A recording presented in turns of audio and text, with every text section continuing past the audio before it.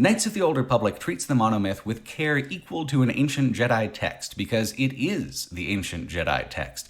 The hero with 1,000 faces is explicitly and demonstrably the foundational work for the entire Star Wars franchise. Knights of the Old Republic 2, however, is a critical deconstruction of the Star Wars formula and the Star Wars universe. It takes the core assumptions of the franchise and hits them on the head with folding chair after folding chair, Fight Night style. That the Jedi aren't inspired by Campbell, so much as they are just a line tracing of his work with doodles of little sword guys scrawled on top. The hero must be clear of mind, free of attachments. Looking at you, Anakin Skywalker. Sort that Padme shit out.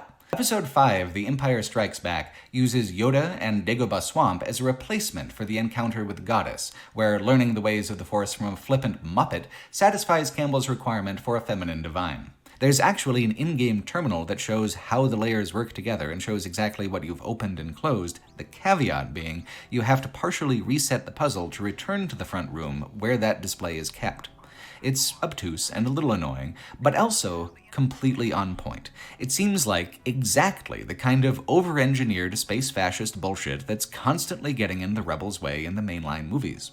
The idea behind Jedi Knight was to make something that felt like the movies, while not even having 1/1000th of their budget. The result, in the cutscenes, is like a fan film, and that is not necessarily a dig. Sure, the production is amateurish, to the point that any given episode of Buffy the Vampire Slayer looks slickly lush by comparison. Sure, the actors apparently all signed on for a style of method acting where the method is to pretend you're performing for an audience of toddlers on Valium. Now, the end of the first Dark Forces has a little foreshadowing that suggests that Kyle was always strong with the Force and such, and I'm not necessarily opposed to skipping a long Jedi training interlude. It's just kind of funny how the game is like, okay, that's the end of the Dark Forces 2 part of our presentation. Now on to Jedi Knight. Projector click. Do you enjoy escape rooms? I've been to one, and it was pretty mixed for me. In the hour's time limit that I had, I spent the first 40 minutes having fun, working my way through clues that made sense and seemed to lead from one to another, and then for the last 20 minutes, I was stuck on a single clue. Mysteries of the Sith is like that, but ratioed differently, so that the experience is, to borrow from a breakfast cereal, oops, all inscrutable bullshit. Would a game that wanted the player to succeed have them swim through a river of shit and fight a Rancor barehanded? I'm not asking as like a metaphor. This happens about halfway through the game. When we met him in the movies and he whined about how I wanted to go to Toshi Station to get some power converters, I love the idea that this petty part of himself never really went away and would in times of despair reassert itself. A Luke who can fail, who can disappoint himself as much as anyone else, is more interesting to me than young Master Space Jesus. The facial animations are graphically the worst part of the game by a huge margin. Everyone looks like a rubber mask stretched over a mannequin. So instead of trying to take these characters seriously, they all just chew the scenery extra hard to distract from the fact that their faces are so damn rubbery. And it works. The characters are memorable, if only for the fact that they are drawn broader than the side of a barn. Resurrection of Evil is a weird one. It's pretty much the exact same sequence of events as the original game, but reversed and condensed, with gimmicks, lots of gimmicks, and an whatever attitude towards the horror elements of the base campaign. It's pretty close to the Hills Have Eyes remakes. The first one is willfully gross and cheesy, but gets what made the original movie work and builds off those themes in a modern way pretty likably. Then the Hills Have Eyes 2. I mean, has anyone watched that fucking movie? It is absolutely trying to deliver more of the same, but without any understanding of how to control mood or write dialogue. In a tomb in the depths of hell, the Doomslayer waits to resume his slaughter. Once unearthed, he will kill and kill and kill, and the blood will never stop running, like in the old times. That's the plot of the new Doom. It's been a long time since the old Doom, and time has not diminished the player's bloodlust one iota, so now we will all Doom again, this time in high definition. There are characters and dialogue, but they're terrible and ultimately pointless.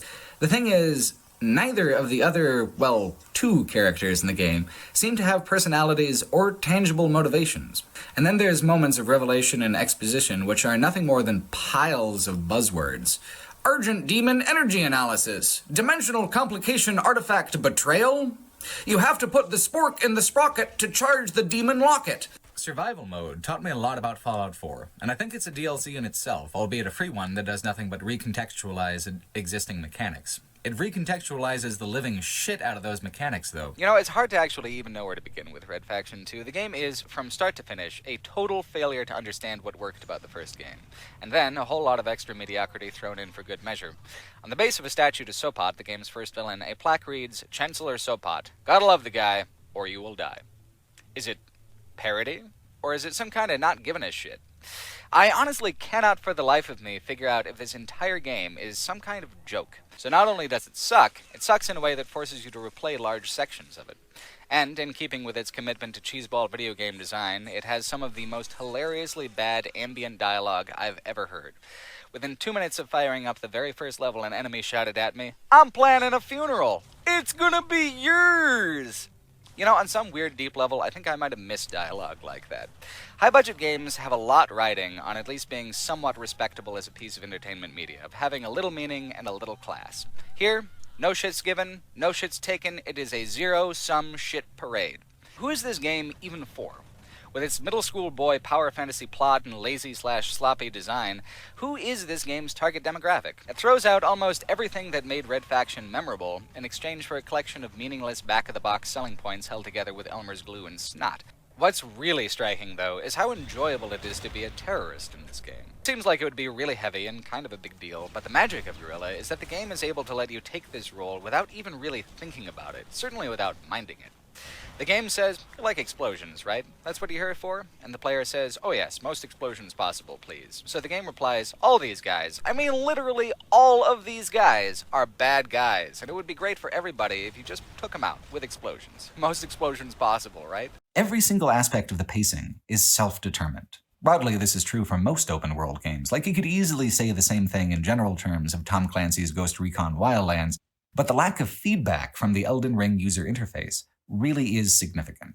It's not, you discovered X of Y amount of item, good job, keep hunting, or Mr. Big Shot says to talk to Dr. Eyebrows over in La La Land, climb the tower to unlock La La landmarks and find the doctor. Follow wait is the biggest problem in the gameplay, but it's the biggest problem in the script as well. You have no character, no voice, no personality of your own in the game. You follow, and you wait. So the game presents you with ethical dilemmas, like your commanding officer Connor deciding to use white phosphorus shells on the enemy, which is a pretty serious war crime, and then everyone just rolls with it. Brianna, your other main companion, does argue with him about it to try and represent the two sides of the burn people alive, don't burn people alive coin. Homefront doesn't have the nuance and consideration of Red Dawn. And that's a hefty condemnation, because this is the same movie where Patrick Swayze's dad grips the chain-link fence of an internment camp, yelling, "Avenge me, son! Avenge me!" Having psychic children was an injustice forced on Alma. It's one of the reasons for her revenge. It's not a superpower of some sort. Alma is evil, and in F.E.A.R 2, her womanhood is part of what's supposed to make her evil. It's dumb, it's weird, and it seems like an incredibly twisted take on the common trope of rewarding the male protagonist with a girl at the end of the game. At the end of Extraction Point, Alma's revenge was infinite, and that was fantastic. In F.E.A.R 2, Alma needs Player 1's baby-making bits to realize her revenge. Literally. It's like they polled 3 people about what's scary about Alma, and one person says because she's relentless, and the second person says because she's unpredictable, and then the third person says, I don't know, man, probably like ghost pussy? And then the producer points to respondent number 3 and says, this guy gets it.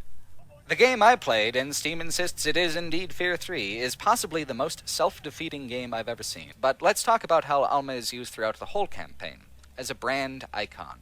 There are Alma jump scares scattered throughout the level, supposedly randomly triggered, but I never felt like that was the case because she never poses any threat. She's purely decorative. And it's almost always spooky little girl Alma, because teenage corpse Alma is very busy being pregnant.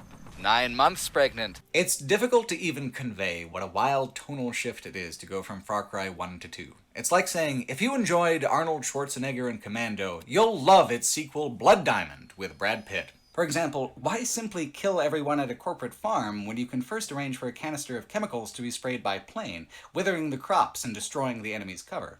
Or, even more selfishly, if you're going to kill a man making a radio broadcast, why not first force the man to read false statements on the air at knife point that'll take some suspicion and heat off of your friend? While you're going out, would you mind killing the former prince of this nation so I can get my payoff from the people you're working for? Thanks a million.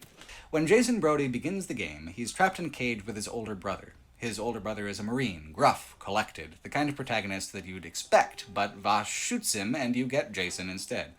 In making his introductory escape, he kills his first man in self-defense and reacts as a human being, recoiling in horror and guilt. Within half an hour, Jason is liberating outposts and playing poker tournaments and ziplining off radio towers. The plot asks us to examine what it is about Jason that would make him comfortable with all of this having had it thrust on him. And that is an intriguing question, but it is not the player's question, because the player knew exactly that all of this was coming, having purchased the game at the register.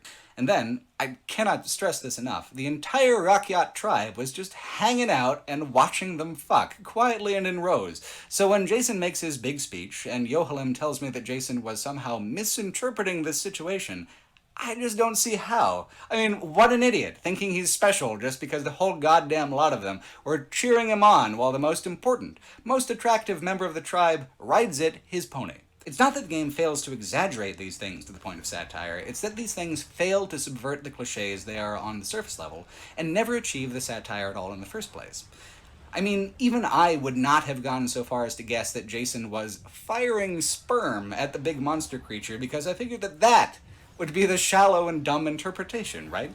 And yet that bit of juvenilia is, in fact, the straight from the horse's mouth authorial intent. Far Cry 3 wants to be multi-layered and subversive, but all it ends up really feeling like in the end is the part of the Tales from the Crypt episode where it fades back into the comic book panel and the Crypt Keeper turns around to say, "I guess Jason should have learned he should get to know a girl before he takes the plunge."